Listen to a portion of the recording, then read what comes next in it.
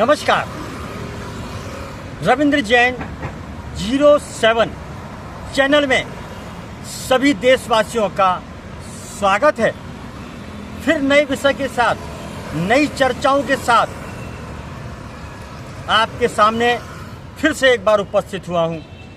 तो चलिए चर्चा करते हैं एक ऐसे मुख्यमंत्री की जो अद्भुत, अकल्पनीय, चमत्कारी, दिव्य, भव्य शक्तियों से युक्त है, जिसने उत्तर प्रदेश को गंदगी मुक्त कर दिया, घोटालेबाजों से फ्री कर दिया, माफियाओं को दफन कर दिया, कुशासन को खत्म कर दिया और गुंडों के प्रदेश को उत्तम प्रदेश, संस्कृति का गढ़ बना दिया।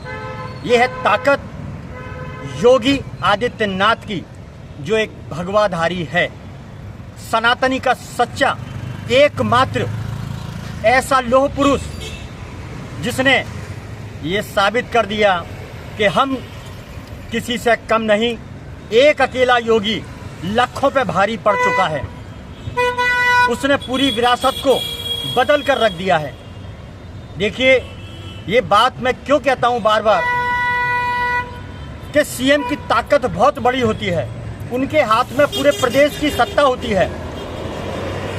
वहां पर एक ऐसा समय था, इसके पहले जो भी सत्ता थी, पार्टियां थी, वो ऐसा लगता था जैसा लंगड़ी लूली हो, उनके अंदर दिमाग नहीं हो, अय्याशी में डूबे हो, नाच मेरी बुलबुल तुझे पैसा मिलेगा, इस रास्ते पे चलने वाली हो। उस पूरे साम्राज्य को, गुंडा प्रवृत्ति के साम्राज्य को योगी ने हकीकत में बदलकर संस्कार, संस्कृति का गढ़ बना दिया। देखिए, अब नई खबर बताते हैं, पेपर में आता है संभल। वहां पर कुछ लोगों ने, कुछ गुंडे प्रवृत्ति के लोगों ने, अपराधियों ने हिंदुओं के मंदिरों के ऊपर कब्जा कर लिया था, घर बना लिए थे। लेकिन कहते हैं कि समय का डंडा जब चलता है तो बचाने वाला कोई नहीं होता है, क्योंकि समय का डंडा है। और योगी आदित्यनाथ समय के हिसाब से संस्कृति को बचाने के लिए अपनी ताकत का सही इस्तेमाल करते हैं। उन्होंने संभल को अपने ओरिजिनल स्वरूप में, प्रकृति में लाकर खड़ा कर दिया है। उनकी जंग जारी है, बुलडोजर चालू है और ऐसे लोगों पर सफाई का पूरा व्यवस्था जोरों से शुरू हो चुका है। गुंडे प्रवृत्ति के जितने भी लोग थे, योगी आदित्यनाथ के पास एक सबसे अच्छा इलाज है, ठोक दो। कोर्ट के हिसाब से तारीख नहीं चाहिए, क्योंकि भारत में सबसे बड़ी बीमारी है कोर्ट। कोर्ट की बहुत बड़ी बीमारी है तारीख, तारीख, तारीख, तारीख।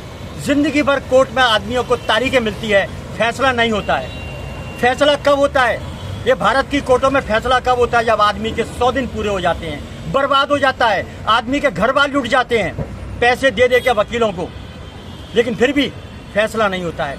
तो ये हालत है कोर्ट की। इसलिए जो योगी आदित्यनाथ का फैसला है, गुंडे अपराधियों के, मवालियों के लिए ठोक दो, कोर्ट में जाने की कोई जरूरत नहीं। वैसे भी कोर्ट में करोड़ों की तादाद में फाइलें लगी हुई हैं, उनका नंबर आता नहीं है। नंबर उन्हीं का आता है जिनके पास हराम का पैसा हो, भर भर के नोटों के बैग हो, जैसे नेताओं का, अफसरशाही लोगों का। ये दो इस समय मौज करते हैं, शासन और प्रशासन। इनको कोई रोक टोक नहीं है, अपराध करने में पूरी छूट है। ये हकीकत है और सच्चाई है। लेकिन उत्तर प्रदेश के एक दमदार सीएम ने पूरी स्थिति को बदल दिया। पूरे उत्तर प्रदेश का, जो सबसे बड़ा जिला है भारत का, उसकी पूरी व्याख्या बदल दी, दिशा और दशा बदल दी। देखिए, दम तो है। आखिर जंगल का शेर एक राजा कहलाता है और उत्तर प्रदेश का इस समय शेर बन चुका है योगी आदित्यनाथ। शुक्र करो, मैं उन गुंडे मवालियों से कहना चाहता हूं, मैं उन ड्रग्सियों से कहना चाहता हूं, मैं उन मिलावट का धंधा करने वालों से कहना चाहता हूं कि आप अपनी खैर मना लो।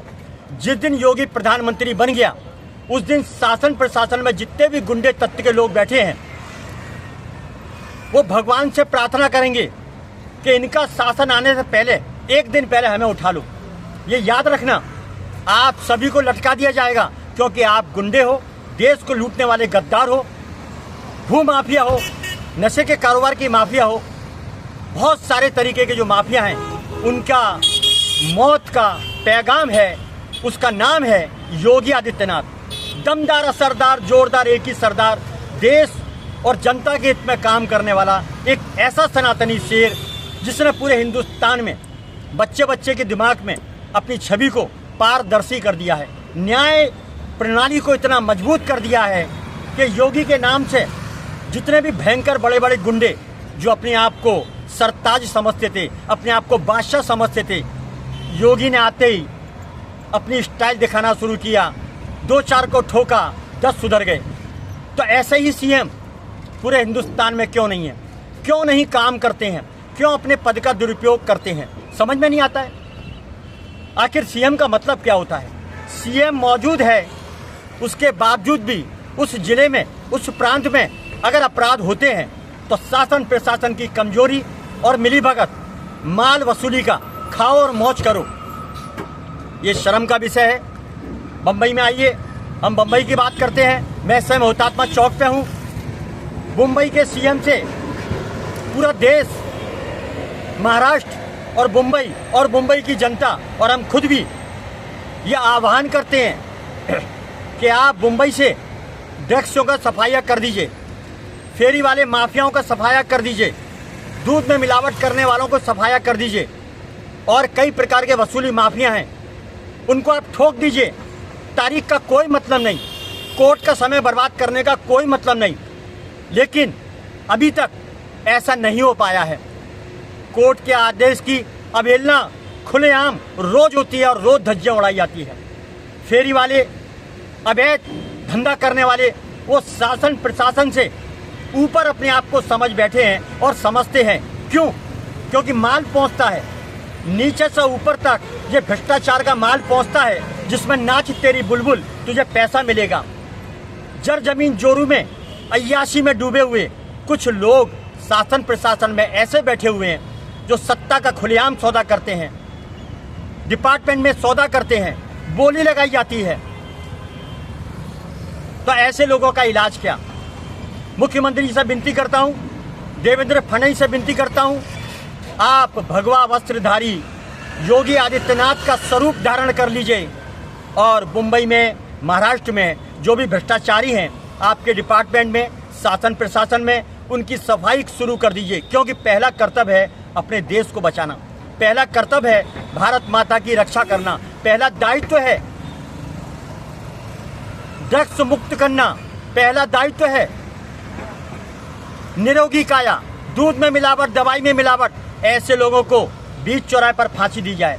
पहला दायित्व है कि लोगों के चलने के रास्ते पर हजारों करोड़ों जो दुनिया से इकट्ठे होकर बांग्लादेशी मुंबई के अंदर भर चुके हैं, जगह जगह फेरी वालों के रूप में इकट्ठे हो चुके हैं, यह षड्यंत्र संभल न बन जाए।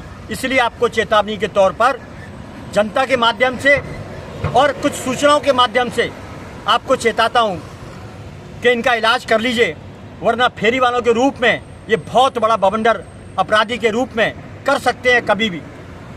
आधार कार्ड नकली, पैन कार्ड नकली, पासपोर्ट नकली, कैसे बनते हैं? कैसे बनते हैं? एजेंसियां, शासन प्रशासन में बैठे हुए टेक्निकल कुछ लोग 1500, 2000, 3000, 5000, 10,000, 15,000, 20,000 में अपना सौदा करते हैं, क्योंकि अपने घर में औरत के लिए हार लेके जाना है, अपने घर में बड़े बड़े मॉल में लेके जाना है, अपनी औलादों को बड़े बड़े स्कूलों में पढ़ाना है। तो कर्तव्य का सौदा करके, देश से गद्दारी करके, इस गद्दारी का पैसे से अपनी औलादों को आगे बढ़ाओगे तो एक दिन याद रखना, ये पाप का पैसा, ये बुरे कर्मों का पैसा आपकी औलादों को भारी पड़ेगा, अटैक करेगा। ये पाप आपकी औलादों पे अटैक करेगा, ये पाप आपके घर पे अटैक करेगा। जब 100 दिन आपके पूरे होंगे तो आप देख नहीं सकोगे, लेकिन बाद में भुगतना पड़ेगा। मेरी विनती है, भारत माता की रक्षा करना हम सभी का कर्तव्य है। जिस तरह हम अपनी माँ की व्यवस्था करते हैं, उसी तरह भारत माँ की सुरक्षा करिए। एक देश की आर्मी है, वहाँ पर कोई वसूली का काम नहीं, लेकिन देश को बचाने के लिए सीने पर गोलियां खाते हैं। वहाँ कोई सुविधा नहीं, 0 डिग्री पर काम करते हैं, भरी गर्मी में काम करते हैं, वहाँ तो वसूली का कोई फंडा नहीं। इसे कहते हैं देशभक्ति। तो देश के अंदर हमारे नेतागण, शासन प्रशासन के लोग, मैं नेताओं से कहना चाहता हूँ, आप सुधर जाइए, आप भगवान नहीं है, आपके पास सत्ता आ गई, आप भारत के मालिक नहीं बन गए। मालिक तो जनता थी और जनता रहेगी। शुक्र करो कि जनता का दिमाग नहीं फिरा है, शुक्र करो सब आपकी इज्जत करते हैं, लेकिन आप पद का दुरुपयोग करके जो जनता को फंसाते हो झूठा और माफियाओं से संबंध रखते हो अपना, यह आपकी औलादों के ऊपर अटैक करेगी। ये पाप आपकी औलादों के ऊपर अटैक करेगा, क्योंकि ऊपर देर है अंधेर नहीं है।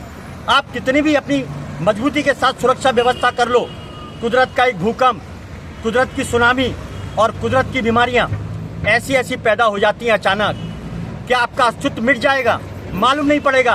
देखिए, कंस गया, बाबर गया, सिकंदर गया, औरंगजेब गया, रावण गया, कंस गया, जितने भी अत्याचारी थे उनका विनाश हो चुका। और किस तरह उनका लिखा गया इतिहास, ये लोग आज भी गालियां देते हैं। काम वो करिए जिस तरह छत्रपति शिवाजी महाराज ने अपने प्रदेश को बचाया, भारत के इतिहास में स्वर्ण अक्षरों से अपना नाम लिख दिया। सुभाष चंद्र बोस हुए, महाराणा प्रताप हुए, पृथ्वीराज चौहान हुए, अहिल्याबाई हुई, महारानी लक्ष्मीबाई हुई। इनका उपदेश पढ़िए, इनका इतिहास पढ़िए, इनके आदर्शों पर काम करिए। यजुर्वेद, सामवेद, अर्थवेद, हमारा भारत महान था, महान है, महान रहेगा। संस्कृति संस्कारों का एक ही देश है भारत पूरी दुनिया में, लेकिन फिर भी यहाँ पर सबसे ज़्यादा अपराध का गढ़ भारत हो चुका है, क्योंकि जड़ जमीन जोरू में कहीं ना कहीं आदमी बिकता है। आखिर क्या वजह थी कि भारत गुलाम हुआ 900 साल? इसमें हम लोगों की कहीं ना कहीं कमी है, हम बिकाऊ हो चुके हैं। हम 3 में से कहीं ना कहीं 2 आदमी बिकाऊ है, अपने जमीन को बेच देते हैं, अपने संस्कारों का सौदा कर देते हैं, अपनी आत्मा को गिरवी टेक देते हैं। तो याद रखिए, मनुष्य जीवन पुण्य के लिए मिला है, मनुष्य जीवन अच्छे कर्मों के लिए मिला है। इसीलिए ये अच्छे कर्म आपको काम आएंगे ऊपर जाने के बाद, 100 दिन पूरा होने के बाद। ऐसा कोई खोटा काम मत करिए कि फिर से आपको पाप योनि 84 याक योनियों में भटकना पड़े, कीड़े मकोड़े बनना पड़े या कढ़ाई में तेल में तलना पड़े। मैं मुंबई से रविंद्र जैन, देवेंद्र फडणवीस को विनती करता हूं, आप सख्त और कठोर एक्शन लीजिए, क्योंकि फेरी वालों के रूप में जो बाजारों को घेरा जा रहा है, ये 4-5 साल के अंदर इतनी भीड़ इकट्ठी हो गई है, इसके पीछे बहुत बड़ा षड्यंत्र है। और आपके मंत्रिमंडल में, आपके नेताओं में और शासन प्रशासन में बैठे हुए कुछ लोग बड़ी मोटी वसूली करते हैं, जिन्हें कोर्ट का कोई डर नहीं, जिन्हें आपका कोई आदेश का पालन करने का खौफ नहीं। तो ऐसी व्यवस्था से क्या, कानून व्यवस्था चौक चौबंद होनी चाहिए, गुंडों में खौफ होना चाहिए। लेकिन यहाँ पर उल्टा हिसाब है। जो अपराधी प्रवृत्ति के लोग हैं, गुंडे, मवाली, ड्रग्स का धंधा करने वाले, वो शासन प्रशासन से बिल्कुल नहीं डरते हैं। आम आदमी डरता है, उल्टा चलता है इसका हिसाब। इसका मतलब शासन प्रशासन में बड़ा भयंकर भ्रष्टाचार है। ये नगरी बदनाम नहीं होनी चाहिए।